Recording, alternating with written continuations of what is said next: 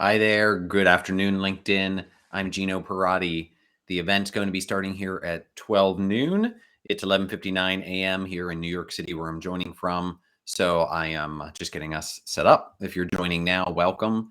I'll officially start here when it hits noon. So I'll be checking my clock, and it's noon. So I like to start these on time. Our learning sessions are between 20 and 30 minutes. Today's will likely be closer to 20 to 25 minutes. The topic for today is condense. So that's the point of it. It's about concise communication. If you're joining, welcome. I would like to introduce myself in just a moment, but I also invite you to share in the chat where you are joining from. I am in New York City, so I'll type that here in the chat. Joining from Queens, New York City.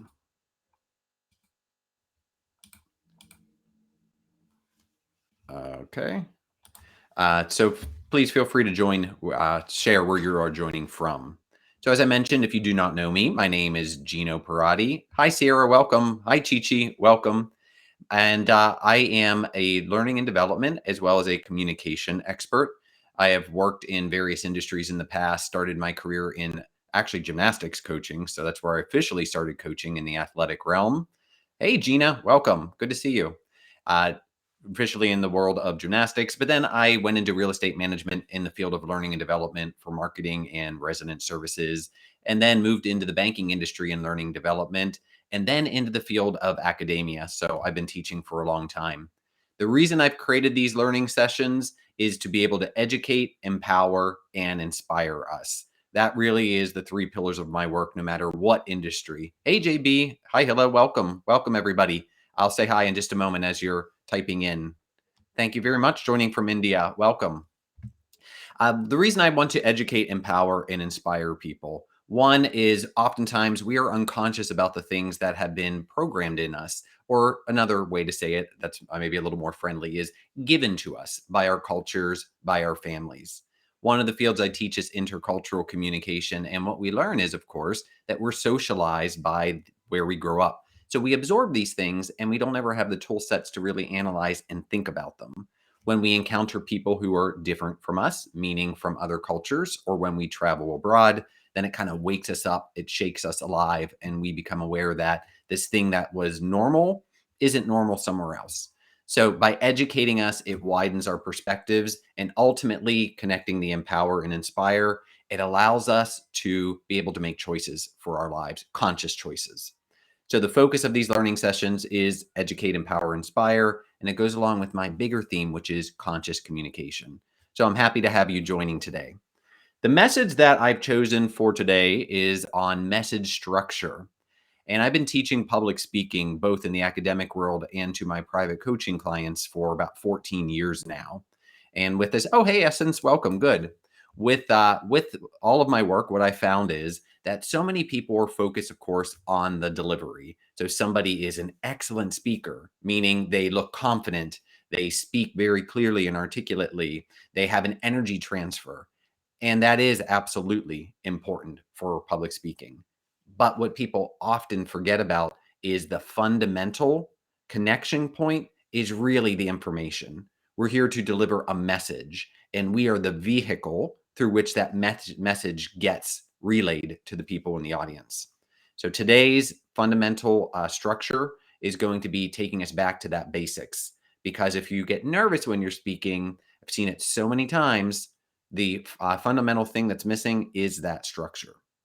So I have a tool that I'm going to explain to you and share with you in the replay. I'll have that link. It's on my website, and I call it the simple outline. So let me just take a few moments and talk a little bit about why message structure is important. First, it organizes our thoughts. And what I'm doing right now is peeking over at my message structure. So I always create an agenda. I always create an outline with talking points so I can see where I'm going next. It organizes our thoughts. And that's important, of course, because as we're thinking, it's not just the message that we've planned. In real time, we're seeing messages. I'm seeing the chat pop up. So we're having new information come to us. We're looking at faces. We're reading eye contact and facial expressions. So there's new data coming to us that our brain is processing while we're trying to remember the planned message that we're delivering. So if you don't have that already set up, the organizing structure already set in advance, it can quickly become overwhelming with all the data input that's coming at us. So it's important to have it to guide our thoughts. The next thing is it guides the listener, meaning that when something is structured really effectively, even if it's just verbally delivered, then the listener can follow along. And we do what's called signposts. And this is in the simple outline assignment. And signposts are verbal statements that let people know where you're going next. So, for example, before I started this little section, I said, let me take a few moments and just share about why structure is important. That's a signpost. So, I'm taking us to a certain area of a topic, and now we are sitting there. Now, I'm going to get ready to transition to the next area. So, I'm going to talk about, now that we know that it's important, that organizes our thoughts and it guides the listener, it provides them with a structure to think about it. Now let's go ahead and talk about the simple outline and the three areas that are used for organization. So I just signposted and I'm bringing us to a new topic.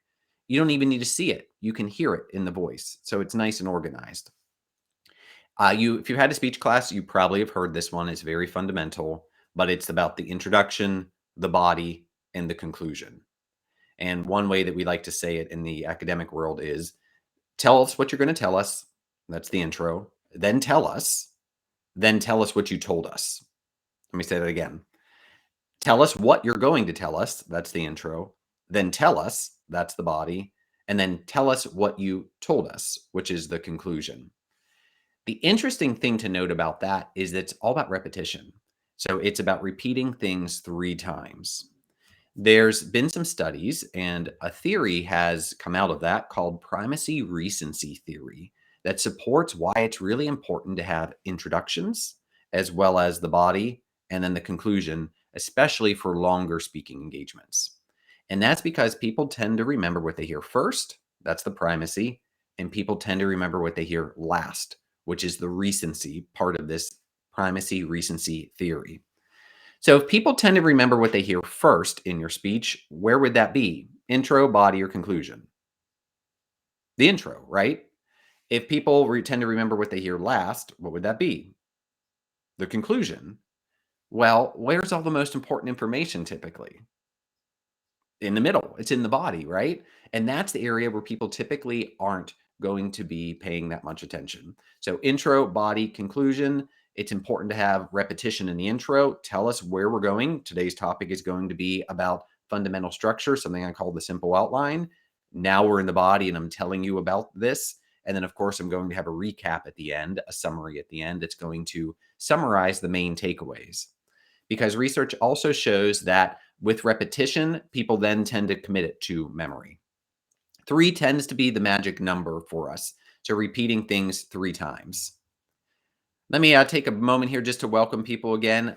Happy to see Sierra, happy to see Chi-Chi, happy to see Gina, Hilla, JB, and our user from India. I'm sorry your name's not popping up. So it's just coming up as LinkedIn user. So I'm happy to have you there. And Essence as well. Good to see people joining from all over.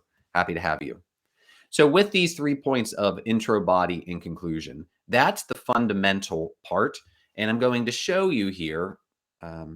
My Restream doesn't let me do a screen share very efficiently. So this is just a quick glance. We're doing a quick intro in these 20 minutes. The link that I have is going to have a template for you. So you'll be able to get this on the replay and download it. But this is the simple outline assignment. I'll hold it up here for just a moment. So you see 3 areas: intro, body, and conclusion. And I'm going to talk you through some of these most important points. Not everything, since this is just a quick deep dive. And then I want to leave room for some questions. Some of the most important things that people tend not to think about. They tend not to think about starting with the topic. Or at least the thesis statement. They'll know a general idea of what they want to talk about. I want to talk about this listening assignment, but this structure assignment, but they don't know specifically the purpose of it. So if my purpose is to educate, empower, and inspire people, now how do I bring that purpose for this topic of a structure, of a simple outline that I'm talking about? So it's to help you become more effective speakers. Well, if that's the ultimate purpose, then what information needs to go into that body? So, what part do you start with when you write your outline?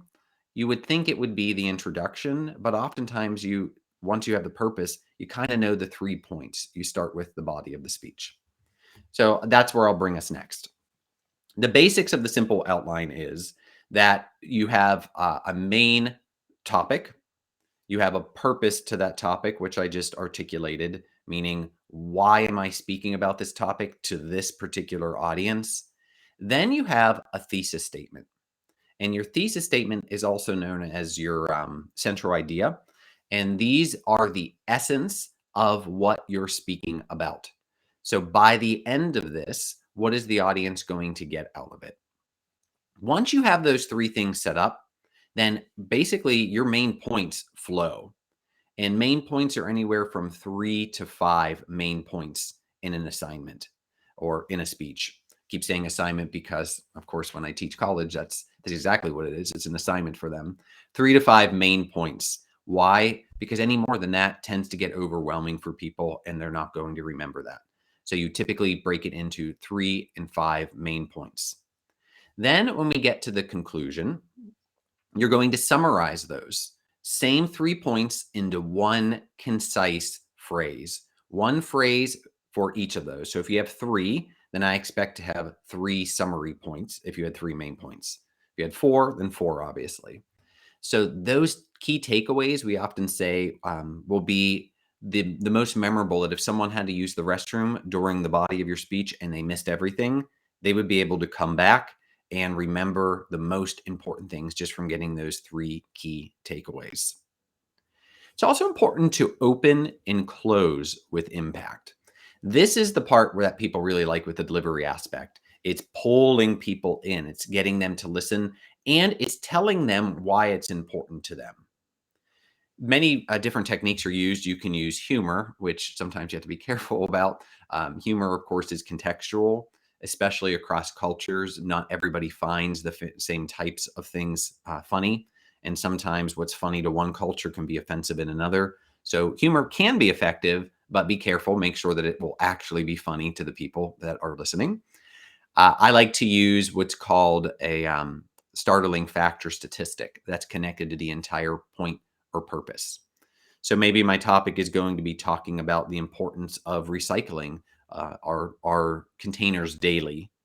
They say you get lunch, takeaway lunch, um, when you're in the city, using my example for here in New York. So it's amazing how much trash is generated, recyclable trash every time. If you're eating out for lunch every day, takeaway, how much recyclable material is put into the trash these 5 days a week.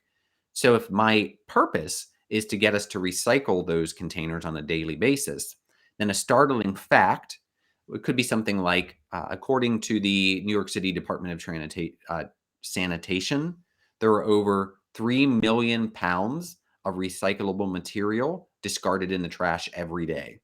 That's 3 million pounds going into landfills, 3 million pounds that could be used as renewable resources. So something like that would really grab the audience's attention. It's startling. Wow, 3 million pounds. I made this up. So obviously you would want to go on the website and get the real information. I'm just using this as an example. But it would really jolt us from complacency and make us think, wow, that is a lot. And then that will compel us to want to listen to the information that you're presenting. And then because of the rule of repetition, we circle back around. And at the very end, I would close with impact. And when you use a startling fact or statistic, I like to bring it full circle. So at the end, my close with impact is to reference that. So the 3 million pounds, it's a lot, right? That's what we've been learning over the course of this presentation. But now we know what we can do on an individual level, the impact and the action that we can make to help change that. So I'm referencing that, bringing it back to the people's minds, making them remember in the beginning of why that was so important, and then reinforcing it in the end with the conclusion. I'm going to look over here for my next point in just a moment, but if you have specific questions or comments about some of the things that I'm talking about, or just general questions about organizing your speech and effective ways to do that, please feel free to put that in the chat. I'll be happy to talk about that here in the coming minutes. So the simple outline, it makes public speaking and listening easier. That was the title of this LinkedIn Live. Why? It serves as a foundation. And the metaphor that I use is it's like a skeleton. So underneath the flesh of people, and we all look so different, different hair colors, different skin colors, different eye colors, different body shapes. We all look so different. But underneath, a skeleton is fundamentally the same. So if you think of this simple outline and why it makes public speaking easier is when you understand the structure, you understand the skeleton, then as the speaker, you take that into any speech, meaning you can dress that skeleton up any way you want. And when you put flesh and hair on it, it can look so different. So you can, from a speaking standpoint, when you dress that skeleton up, when you use the simple outline as the structure, you can walk away with an informative speech, a persuasive speech, a speech to entertain, a eulogy, a speech for weddings. So many different ways you can dress that skeleton up, and you can use it as a way to make your speeches most productive. I have a quick example. Feel free to type in the chat. I have a quick example. It was about 10 years ago. My cousin got married. I was at the rehearsal dinner. I was just one of the many guests attending. And I had gone to a Presbyterian school as an undergrad. And I had been kind of known as the prayer relative, as the praying relative. So the my cousin came up, the bride, and she said to me, "Our priest, we're a Catholic family. Our priest was in an accident, car accident. He's okay, but he's not going to be able to make it to the rehearsal dinner. He was supposed to say the opening prayer, and we're just about to eat. Can you please do that?" And I'm sitting there thinking, "Oh, I'm not prepared. What do I say?" So I grab a cocktail napkin and I grab a pen. And of course, having this simple outline in my head, and that's the real value. It's so bullet pointed, easy to take with you. I have it in my head now. So I'm able to sketch out in 2 minutes a speech, stand up at this wedding, at this rehearsal dinner, and fill in for the priest to do the opening blessing and the general opening remarks. It could be a very nerve-wracking time, right? Because that can become what's called a impromptu speech, meaning that there's very little or no preparation in advance. But I was able to turn it into something more comfortable, which is called an extemporaneous style of speaking. And extemporaneous speaking is planned with brief notes. And that's what the simple outline allows you to do. Plan what you want to say with brief notes. So it allows you to create good message structure, which makes it better for the audience, better for you as the speaker. You don't have to be as nervous because now you actually know what you're going to talk about. And it starts with this simple outline, organizing your entire structure. Can work for so many messages. Feel free to, like I said, if you have questions, type in the chat here. Want to mention that I have this posted on my website. It's called the Simple Outline Template. So in the replay of this video, and I also post it on YouTube, I will be putting that link, or you can just go directly to my website, which is rightbrainjourneys.com. Click on the resources section at the top, which will take you down to that area, and then you'll see the simple outline. I will be revamping my website. I'm looking forward to that as my business has been growing and pivoting into new areas that I offer. The website will continue to be updated. So check it out, Right Brain Journeys, the resources section. Yeah, Pastor Gino. I'll talk about that just for a moment. It's very interesting how we shift and move throughout different areas of our lives. As I talk about branding, it's one of the areas that I'm very much into when I teach, and it's embedded in the work that I do. We are connected at parts of our lives to different themes and different topics. So in this chapter of my life, which has been going on for 14 plus years, I'm very much connected to communication and being an educator formally. And I love that work. There was one point in my life, yes, I was very much known as the praying relative. That was a huge part of my life. And I still pray. I pray much less formally, not so much my Catholic prayers like Our Fathers and Hail Marys. My prayers these days are much more personal conversations with God. That's what I've evolved into and grown into at this phase of my life. Um, and then prior to academia, I was very much known for the sport of gymnastics when I was living in Orlando and working at an Olympic training center. So it's interesting to see how we evolve. And I'm in my mid 40s at this point. So it'll be interesting to see what continues to evolve over the next 20, 25 years of a career. And, think about the same things for yourselves, where you're at now, the brand that you've been connected to in the past, and projecting in the future of where you think you might want to be. We don't have to be the same things our entire lives, but not directly tied to our message about making speaking and listening easier, but a good segue. Thank you, Chi. So, ways that you can continue to learn, and then I'll recap for us. I have a monthly LinkedIn newsletter called Conscious Communication. The themes are very similar to what I do in these LinkedIn lives, is to help you be educated, empowered, and inspired, to help you wake up from our lives, to help you make choices that are based on your values, to help you understand what your values are. So I call this all alignment, and it really is the theme of the work that I do when I educate, empower, inspire. Figure out who you are, the gifts you want to share with the world, and the work that you can do to help bring that alive. So that's a monthly newsletter. I invite you to follow that here on LinkedIn. I have a group, and these will be posted in the replay video as well. It's the Communication and Public Speaking Mentorship for Coaches, Influencers, and Entrepreneurs. We do interviews, and that is via Google Meet. So unlike here where you get to hide behind the chat and we don't have to see your faces, that's actually a great networking opportunity. So those happen monthly as well. So I'll put that link, join the group here on LinkedIn, and then you have access to that. I have a book. This is where the simple outline is, although I'm giving you that template for free on my website. But my book is From Student to Professional. It is about how to transfer public speaking soft skills from the classroom into the workplace, available on Amazon. I'm also available for organizational and individual work. So if you like these sessions, certainly I can do much longer, 60 minutes, 90 minutes, 2-hour sessions for your organization, virtual and in person, as well as one-on-one coaching, which is customized to each person to help you become more conscious and more effective communicators. So what did we learn today? We learned, this is the intro body conclusion, right? We started out by learning that structure is foundational for message. We learned that when you have good message structure, it helps both you as the speaker and your listener. We learned that there is a template available called the Simple Outline Assignment on rightbrainjourneys.com in the resource section. You can download that for free. We learned that the simple outline breaks it into intro, body, and conclusion, and it serves as a skeleton. We learned that metaphor. And then finally, we learned that there are a variety of resources that you can use, by a variety of resources that I offer that you can continue to learn with me throughout the month. The final thing I want to end with, and if there's any other comments, you're welcome to put them in the chat, is the next LinkedIn Live will be on March the 29th. That's Tuesday. March the 29th is from 12:30 to 1 p.m. And the topic is centered around a really interesting question. And that question is, what does confidence look like? So it's going to focus very much on nonverbal communication, which is one of the areas of my expertise. And it will build a little bit on the fake it till you make it. I'm not big fan of that idea of faking it until you're making it. It's about doing it until you become it, which is not faking it. But body language, when we see postures of confidence, facial expressions of confidence, gestures of confidence, people see it. So they label us as confident.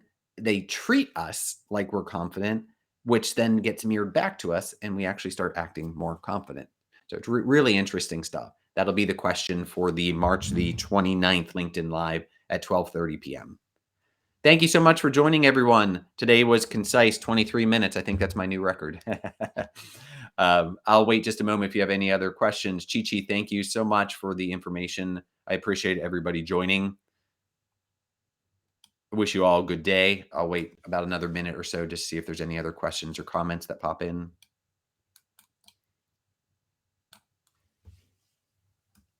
If you are not doing LinkedIn Lives yet, if you've been enjoying these, something that LinkedIn's going to be making available to everyone eventually. But how I have access, if you're wondering that, how I thank you, Essence, how I have access is that you switch over into a creator mode on LinkedIn, and that will give you access to be publishing a monthly newsletter to all of your contacts, as well as to doing LinkedIn Lives.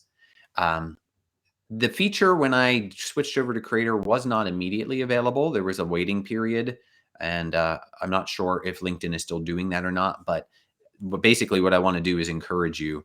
It's a way to practice your public speaking. It's a good way. Thank you, JB. Thank you, Chi. It's a good way to get your face out there. This is marketing, and essentially, it's free marketing. It's using social media, in my opinion, to its most effective. It's displaying to the world not only your knowledge and your expertise, but also your personality. And I think just like the message structure and the delivery, we get so caught up in on the business side, selling our content, selling our message, that we forget that sometimes people hire us out of all the coaches or all the teachers or all the restaurants, whatever it is that you do. People sometimes do it not just for your product, but they choose you amongst your competition because of you, your personality. They like you. So video and speaking is an excellent way to do that. I highly encourage you. Okay, thank you so much, everyone. Wish you a great day. See you on March the 29th. Bye-bye.